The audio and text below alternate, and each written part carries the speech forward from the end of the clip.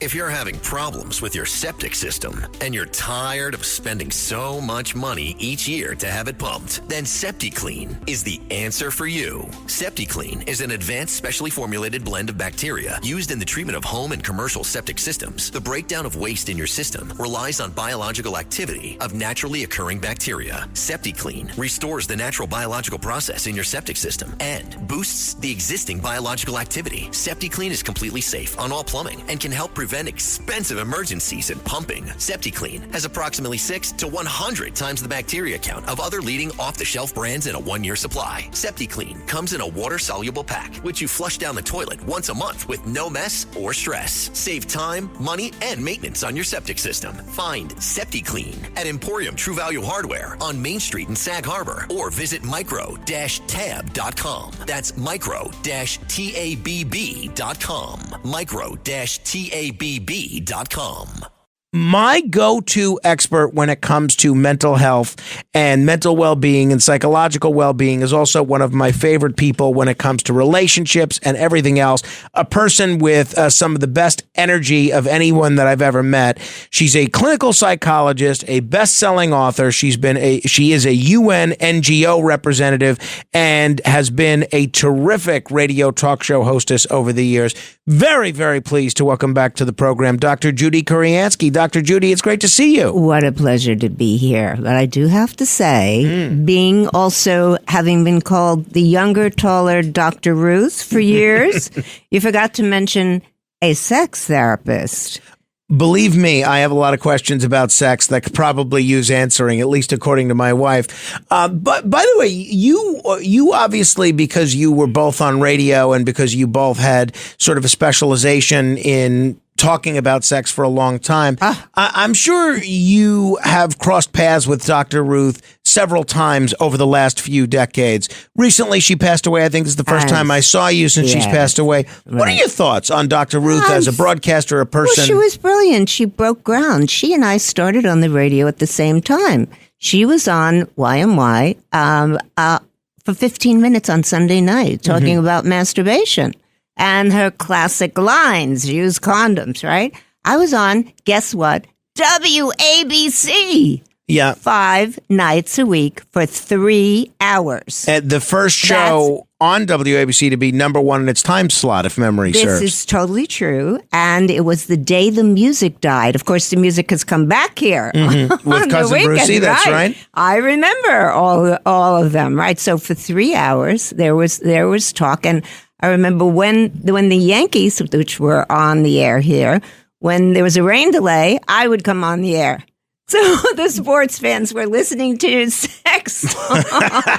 Back then. But sports and sex go together. Oh, no right? doubt about it. No doubt about it. There's a reason in baseball the most prominent object is a phallic symbol. A very big one. Back then, was it easier to talk about sex on the air or more challenging because of censorship and different standards and sensibilities? Well, it was breakthrough at the time. So it was extremely popular and very unusual for people to be able to talk openly about it. But clearly, I mean, Howard Stern used to say, how come Dr. Judy gets away with talking about erections and penis size and all this, and I get fined by the FCC? Yeah, you had a little bit of a different style in approaching the subject matter. That's for I sure. would say so.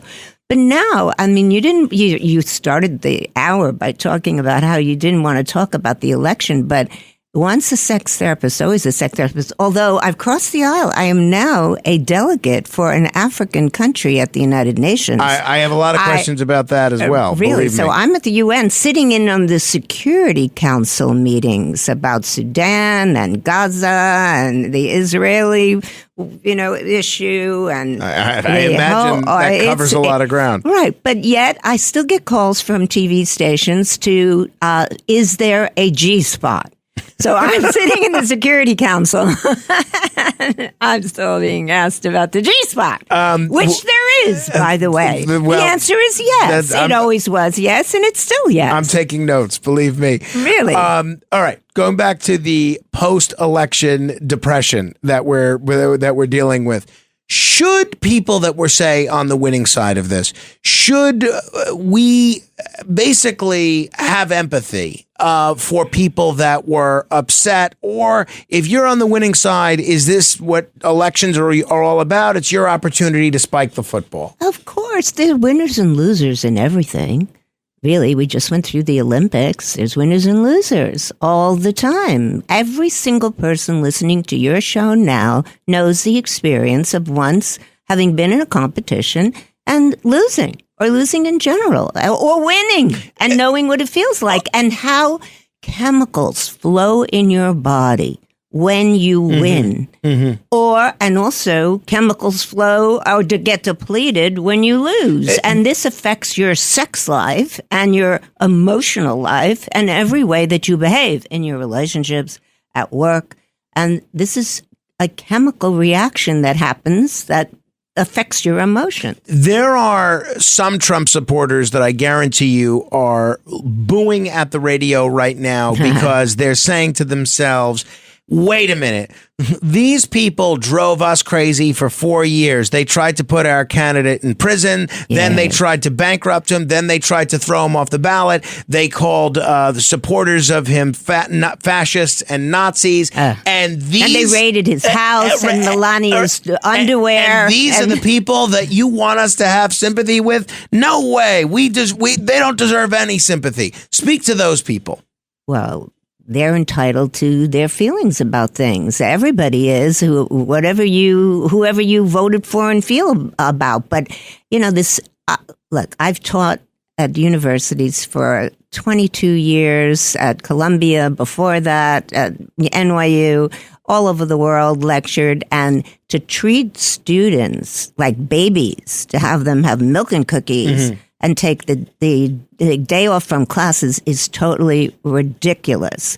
So there is a limit to really how you should indulge yourself about this. But people feel very strongly about their politics right now, and it is creating post-election sexual problems that I hear, because once a sex therapist, always a sex therapist, and there's not many outlets for really talking about this. So since that fateful day last Tuesday, there's been many people who have come up to me and asked me different questions.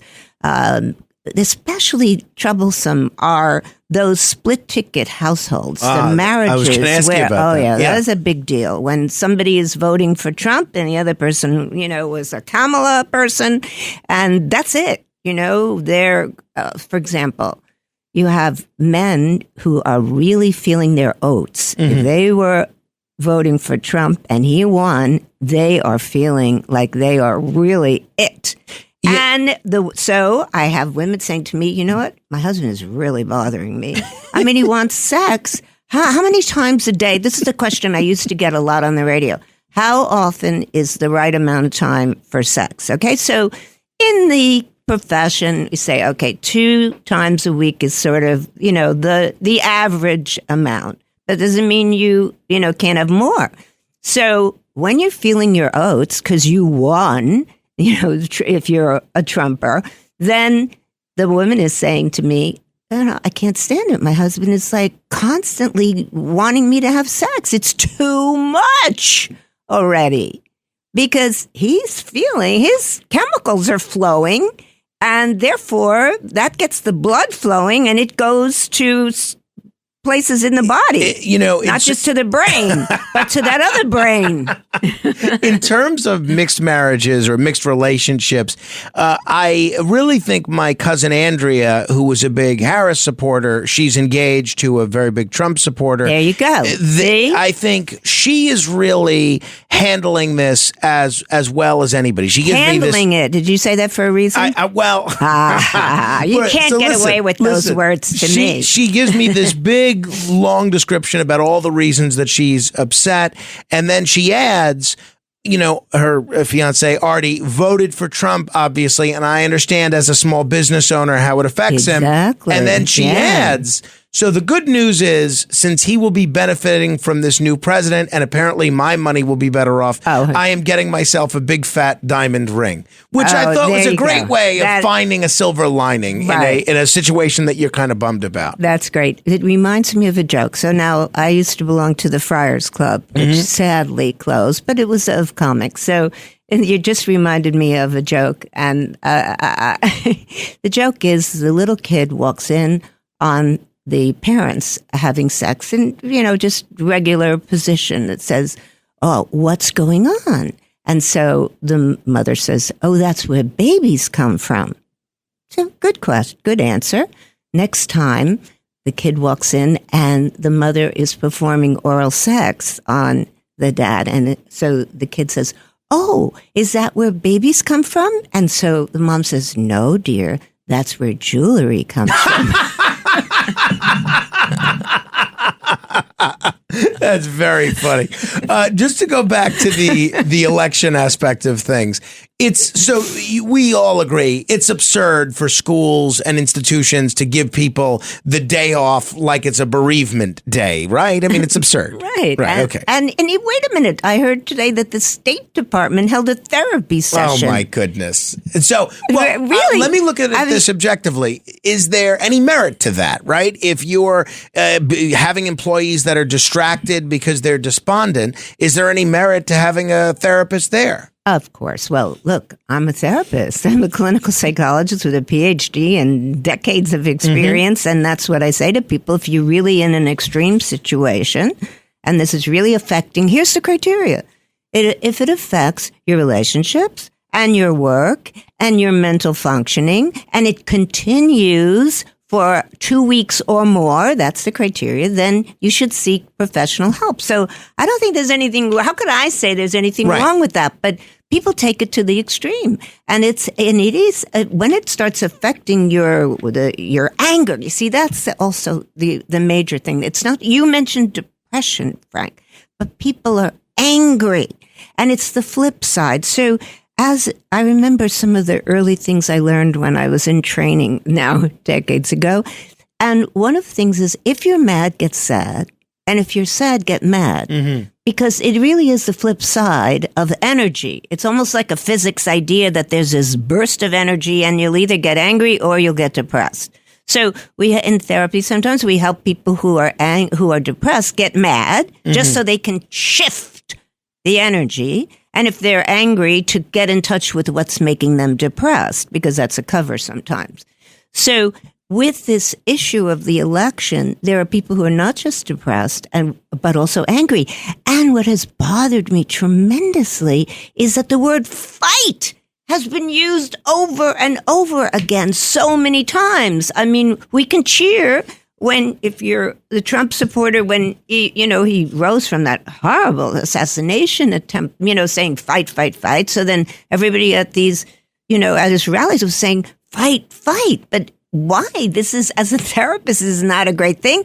And Harris, in her concession speech, mentioned the word fight at least 20 times. I was sitting there counting it. Oh, no, not again, not again, not again. What an interesting observation. I didn't catch that at all, but you're exactly right. And she could have used it as more of a unifying moment to say support, support, support, rather than fight. Thank you. But that word does not get people go support, support, support, join, join, join, cooperate, cooperate, cooperate, communicate, or anything. All right, hold that thought, Dr. Judy. When we come back, I'm going to ask you to give some advice to people that are feeling a little angry or a little sad beyond just the seeking sadness if you're mad and seeking madness if you're sad. Dr. Judy Kuriansky is my guest. She is terrific, clinical psychologist, sex therapist extraordinaire, and just one of the best people around. We're going to get into a whole lot more with her in just a moment. And if time permits, we'll try and get to a few of your questions as well. If you want to give Dr. Judy a call, you can give us a call at 646-720-0635. That's 1-646-720-0635. This is The Other Side of Midnight. Straight ahead.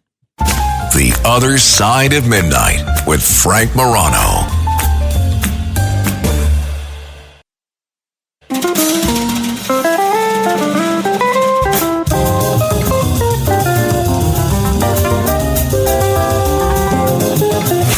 It's The Other Side of Midnight with Frank Morano.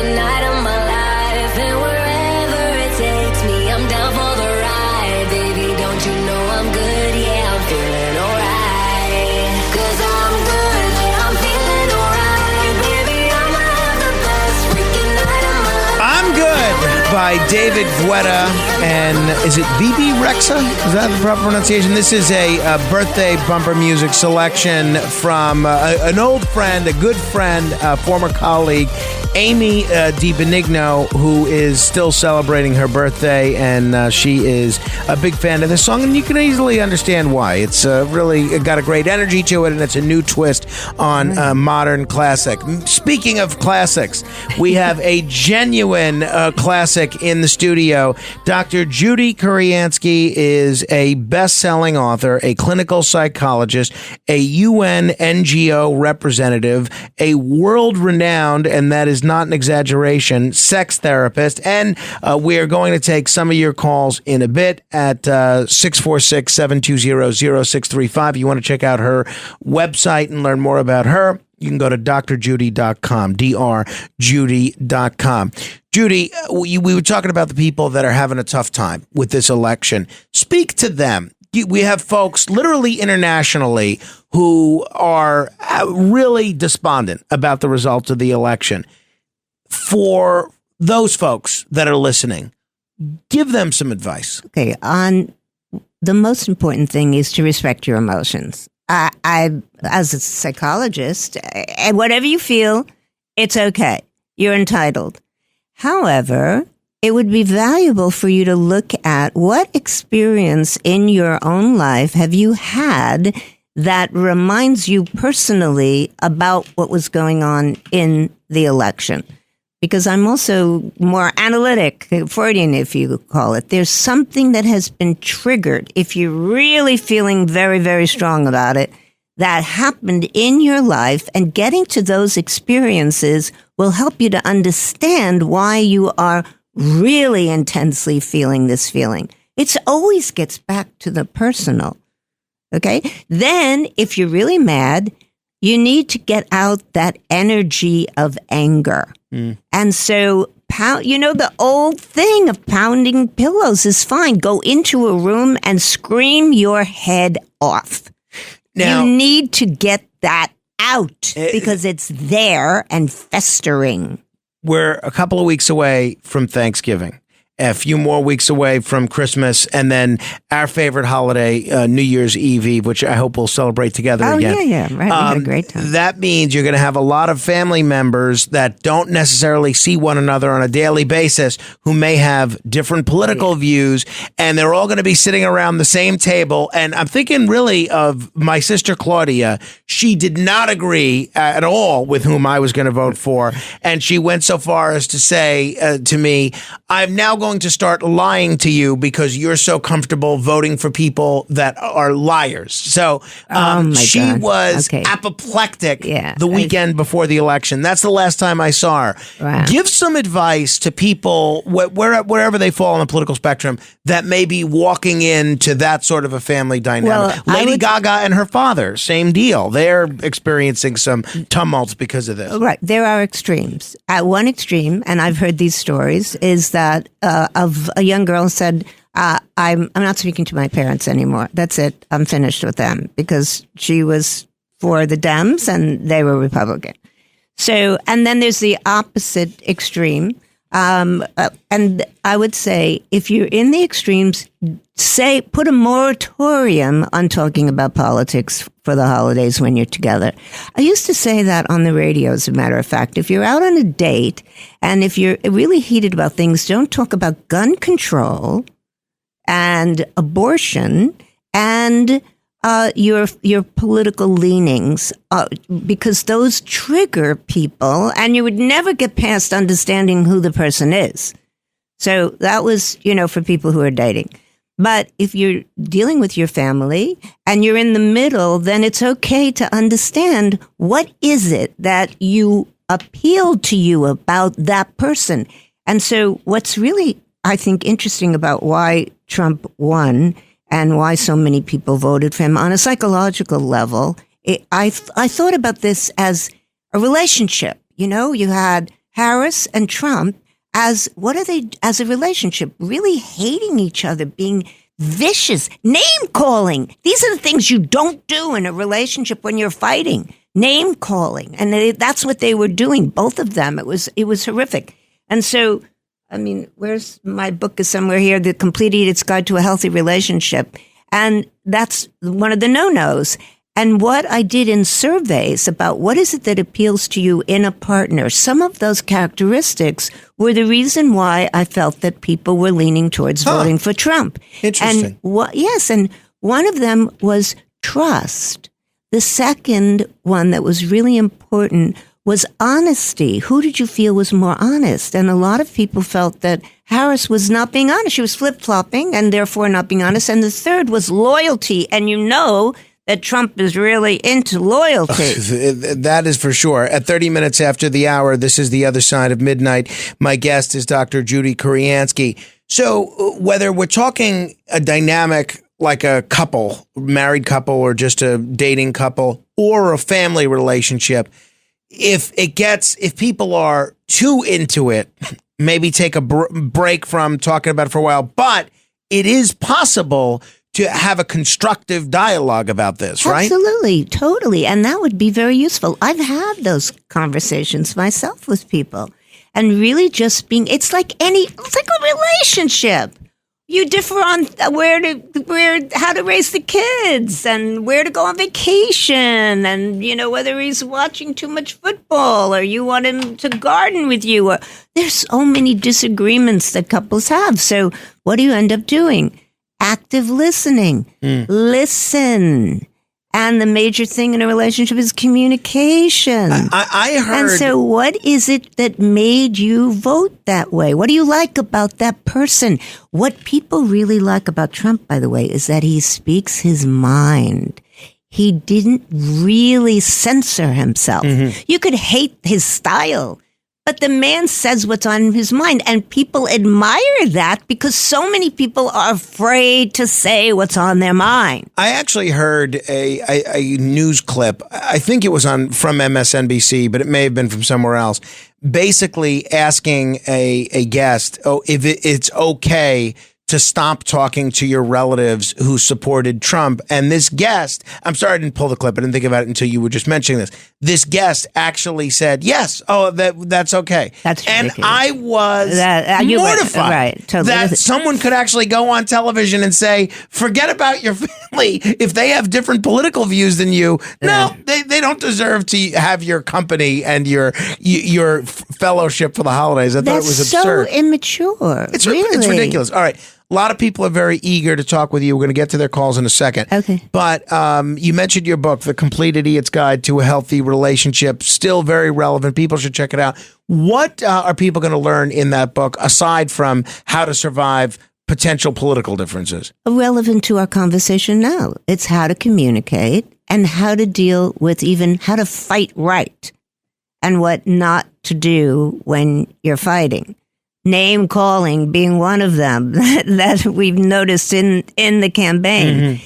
And not saying I just used the word, not using the word not or always. You're always doing that. That's good advice. Oh, yeah. And people are saying, what? No, you deal with the issue at hand and you say exactly that simple thing that bothered you, not making generalizations. When you said this, I got angry and I felt this and it affected me. And what I would like you to do is that. I just mentioned 4 steps about communication. I didn't even realize in my own case, but I'm thinking back of when my wife and I have had arguments. Rachel is a doll. She's the greatest. Wait a second. But she does. Rachel would not start an argument with you. I bet you start them. Well, that word always, it does tend to be an accelerant in some of these discussions. That's a good word. And also, never. Right. You never listen to me. then you're off on what? What do you mean? Like those are the overgeneralizations. So those are the things that you learn in there. I think that's, and how to get over boredom about sex. Being creative is really important. Doing something new, having feeling okay about your fantasies, and then sharing them with a partner without fear of how they're going to judge you. It's all in the Complete Idiot's Guide to a Healthy Relationship. It's available on Amazon, but people can also go to drjudy.com and check out some of the other great books that Dr. Judy has written over the years. The Complete Idiot's Guide to Tantric Sex. That is one really? that I have practice yet tantric to sex delve if you want to into. get over the post-election sex problems. If folks are just tuning in, I'm Frank Morano. This is The Other Side of Midnight. My guest is Dr. Judy Kuriansky. To the phones we go. Let's say hello to Charles in Hi, Queens. Charles. Hi, Charles. Hi, good morning. Interesting discussion. I'd like to posit why I feel the left is going so crazy. Okay. I'm a conservative Republican, and I survived 8 years of Obama, 4 years of Biden-Harris, and I'm not a racist at all. I marched together with Martin Luther King. But it's just a matter of policy. Now, the way it appears to me that the left is, A, being told that Trump supporters are Nazis, garbage, deplorables, irredeemable, and so on. And of course, the big honcho is Hitler. So, and they've been taught not to even listen to another point of view. Another point of view drives them mad. How do you discuss things with them? They believe in cancellation. So I was sad and not happy at all those 12 years, but I didn't have any ideation of suicide. But the left, one, they believe the lies, which I consider the media people that are espousing these lies are criminals because they're making people very sad. So, very sad. Charles, did you have a specific question that you wanted Judy to address? I do want to say something. Yeah, but Charles, do you feel good about telling us how you feel? Because we're enjoying listening to you, and I'm sure you have some release by sharing your views and being heard. This is the basic point about relationships. Right, but thank you. But I have empathy for the people that are suffering. It is the media that is espousing these lies and making the Biden-Harris people sad because they believe the world's coming to an end. No, the world didn't come to an end then. It's not coming to an end now. It's not Hitler. We're not Charles is reminding me of something I've talked about over time, and that's apocalyptic sex. You see how Tell me bring about that. I Yeah, I bring like it that. back to sex often. Charles, you see, thank you. right? He didn't talk about sex, but he mentioned. Charles, thank you. You also mentioned a very important word, and that is empathy. Listening to another person's very divergent point of view from your own involves and requires empathy. I understand what the old walking a mile in the other person's shoes. In general, do you think that people that follow politics get too into this on an emotional level? Should they say, all right, well, look, our guy won, our guy didn't win. We'll see what happens in the next election. Let's root for the country to do well. Let's root for whoever the president is to do well. Get him next time.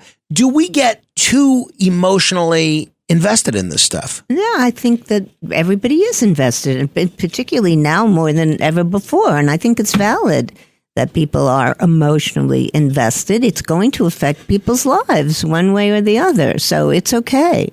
And people feel this way about sports, about their team all the time. Absolutely. Listen, you just showed me a picture of your adorable child, Carmine, with a Mets toy. Yeah, Mr. Met. That's you right. are conditioning him to really care that much about sports. He's seen some early Met losses, so at this point he may migrate to the Yankee pen. But you see, people feel that way about their team, about their football team, and particularly soccer's becoming that much more important and relevant in America versus the way that it is. I mean, people are crazed about their sports teams. All right. It's the same thing. I want you to say hello to Alyssa in Los Angeles. She always has a creative comment or question. And like you, she always has a talent for making me blush from time to time. Alyssa, you're on with Dr. Judy. It's great to hear from you. Oh, thank you, Dr. Judy. I love the sex talk. It's so good. Okay, and I would, and there's just something about losing in this election. Now, I voted for Trump. I'm an independent, but I voted for Trump. But the thing that I'm not hearing a whole lot of people talking about is a deeper, more intense emotion, and that is of betrayal. Because the Kamala voters were love bombed for 90 days. And then they realized that they'd been cheated on by the media. That is the deeper emotion. That is why people are losing their S, because it's as if they were in this relationship with someone they thought was the love of their life. And then it turns out that person was cheating on them the whole time, was never anything that they thought they were. And so it's this deep sense of betrayal. And it's more than being sad and angry. And maybe you can talk about that, because it's for me. And, I'm so grateful, really. But I understand what is going on. But look, Alyssa, it's very interesting. And thank you for sharing that. Because you're supporting my thesis, which is that the election, the two candidates there were a relationship, and we watched a relationship unfold in the most horrible way in front of our very eyes, in a very negative relationship. All the things that you should not do in a relationship. And Alyssa's mentioning the word love. So Kamala's campaign was built around certainly calling Trump all these negative things and what we should not do and not vote for, and but also there was the joy and love part, which I thought, as a psychologist, this is very interesting that we have for the first time really a candidate. When's the last time you heard politicians talk about love and joy? Seriously. I can't recall. It's been a while. I'm sure Bill Clinton had some love or joy references, but it's been a while. Alyssa, thank you as always. Yeah. I mean, this was very unique, and I felt like it was a little over the top, though, for a candidacy. It's like very vague. Why should we be joyful? We need to know what you're going to do for me. So this is another issue in the campaign of watching them really evolve there in their competition. So people responded to, what are you doing for me? And how are you going to help me? This is another issue in personal relationships. How are you going to make my life better? Very, very good question that I guess we all should be asking more of, no matter if it's a professional relationship, a platonic one, or a romantic one. Right. Dr. Judy Kuriansky is here. We're going to continue with your questions in a moment. And I'm going to get Judy to weigh in on the subject that we delved into a bit yesterday, the loneliness epidemic that apparently all of America is dealing with. If that applies to you, we'll get some advice from Judy on how you can deal with that. 646-720-0635. That's 1-646-720-0635. This is The Other Side of Midnight. Straight ahead. The Other Side of Midnight. This episode is brought to you by Progressive Insurance. Do you ever find yourself playing the budgeting game? Well, with the Name Your Price tool from Progressive, you can find options that fit your budget and potentially lower your bills. Try it at Progressive.com. Progressive Casualty Insurance Company and Affiliates. Price and coverage match limited by state law. Not available in all states.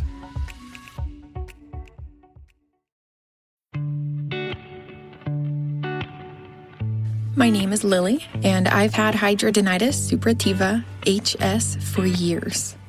I finally found some relief since taking Cosentyx. Relief means I can show up more. Cosentyx secukinumab is prescribed for adults with moderate to severe hidradenitis suppurativa, HS. Don't use if you're allergic to Cosentyx. Before starting, get checked for tuberculosis. An increased risk of infections and lowered ability to fight them may occur, like tuberculosis or other serious bacterial, fungal, or viral infections. Some are fatal. Tell your doctor if you have an infection or symptoms like fevers, sweats, chills, muscle aches, or cough, had a vaccine or plan to, or if inflammatory bowel disease symptoms develop or worsen. Serious allergic reactions and severe eczema-like skin reactions may occur. Learn more at 1-844-COSENTIX or Cosentix.com. Ask your dermatologist about Cosentix.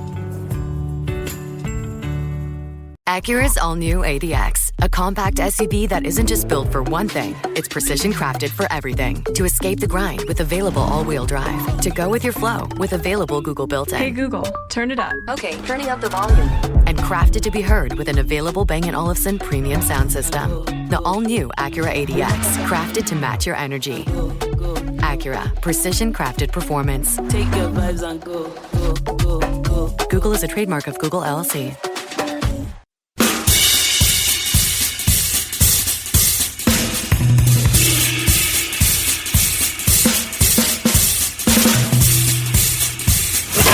It's The Other Side of Midnight with Frank Morano.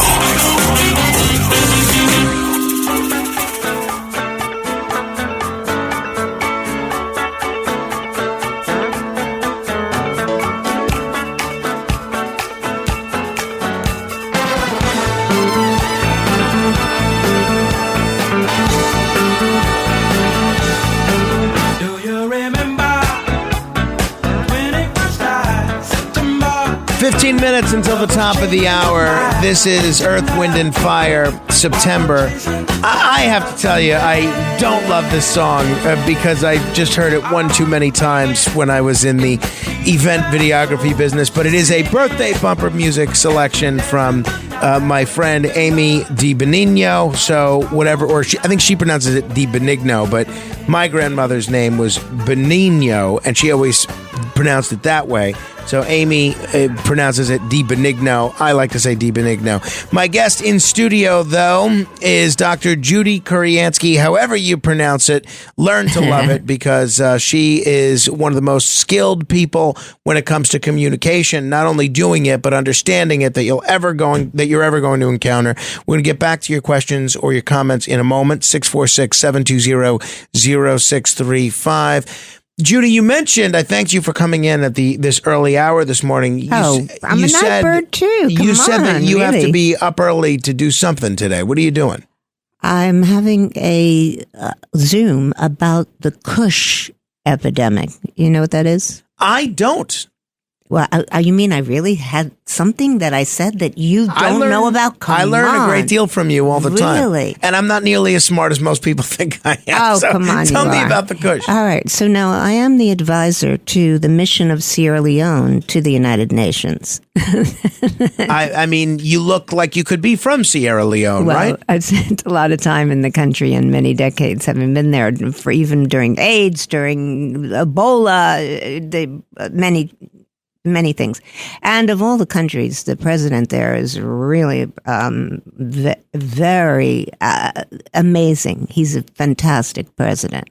I mean, everybody criticizes African governments for being corrupt, but this guy is really whipping that country around into quite something. And I am the policy advisor to Ambassador Sadiq, who used to be the advisor to Ray Kelly. Really? Yes. That's wild. He was 25 years. He was in politics here in New York. That's so funny. He was born in Sierra Leone, but was here.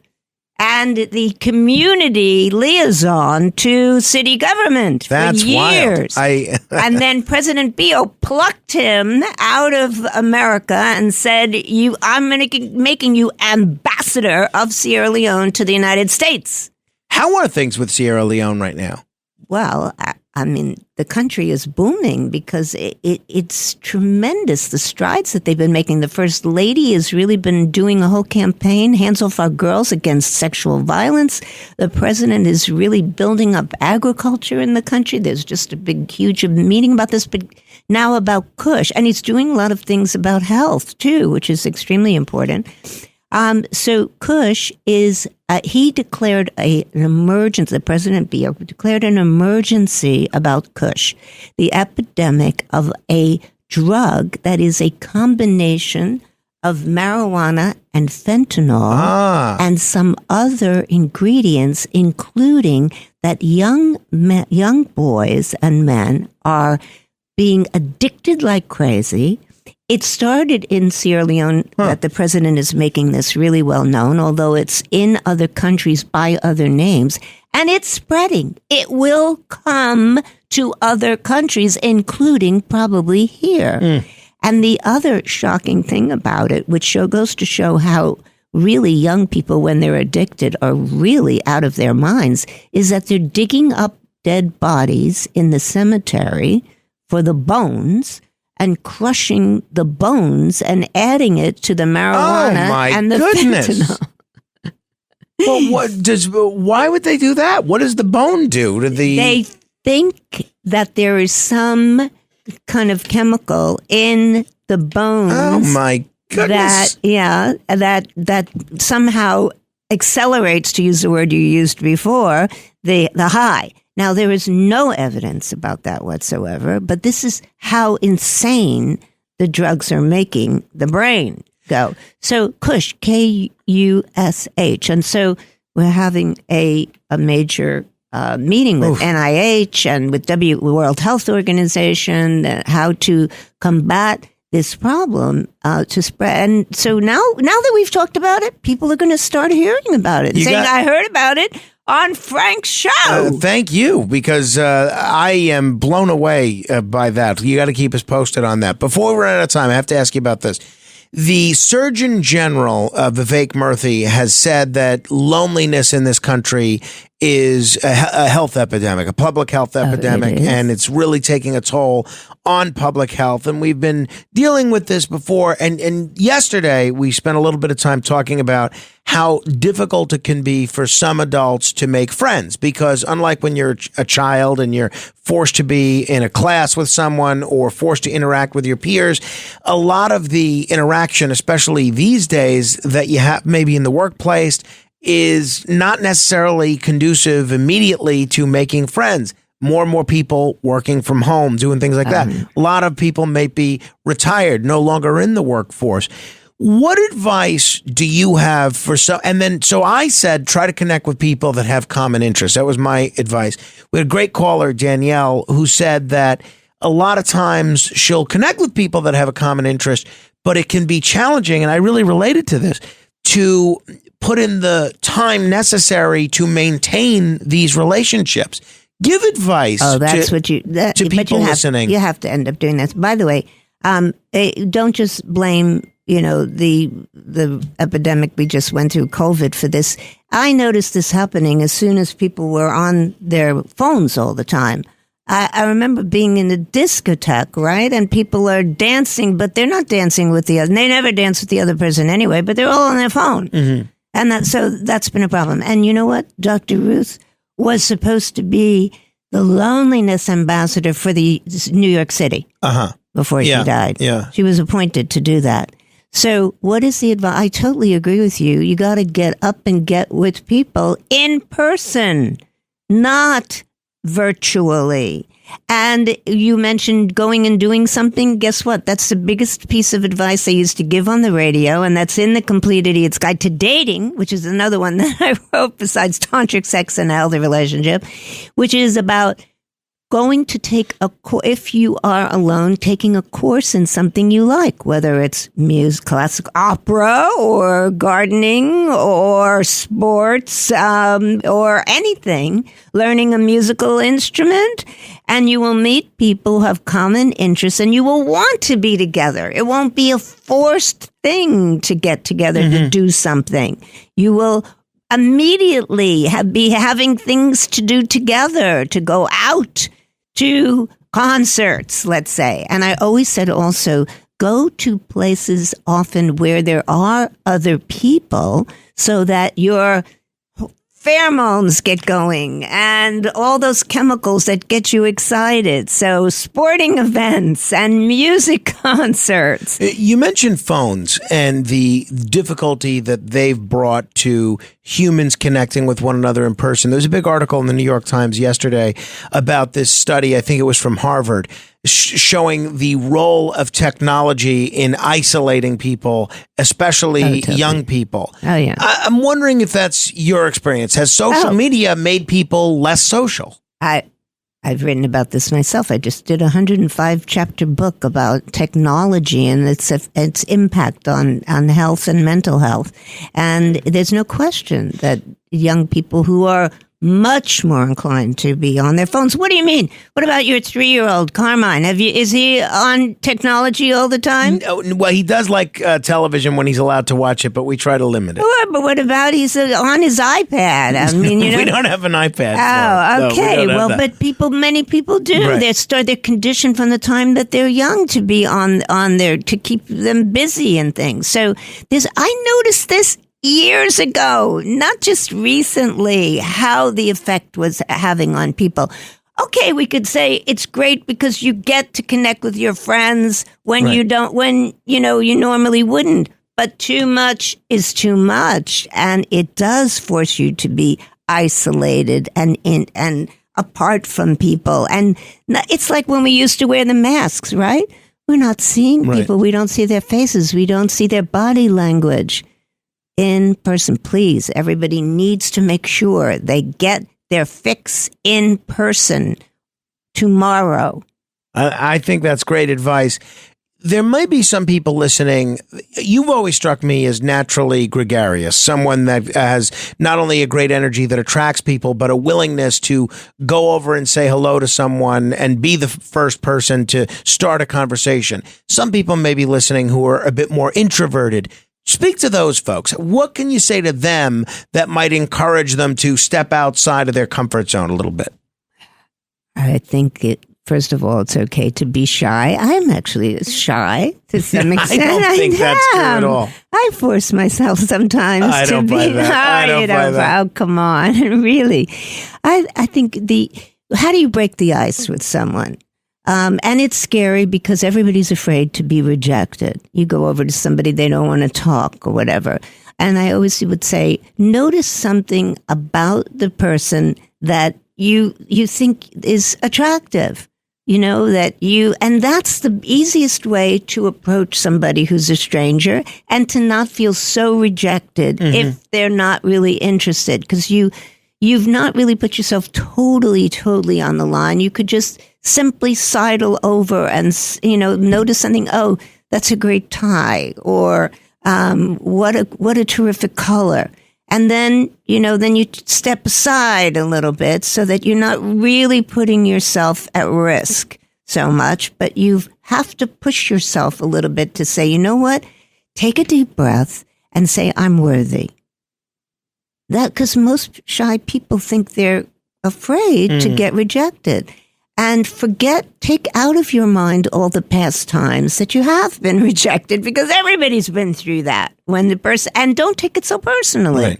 Right. That's the other thing. We take everything personally when somebody is not interested or doesn't talk to us. So you just got to say, you know what? That didn't work. On to the next.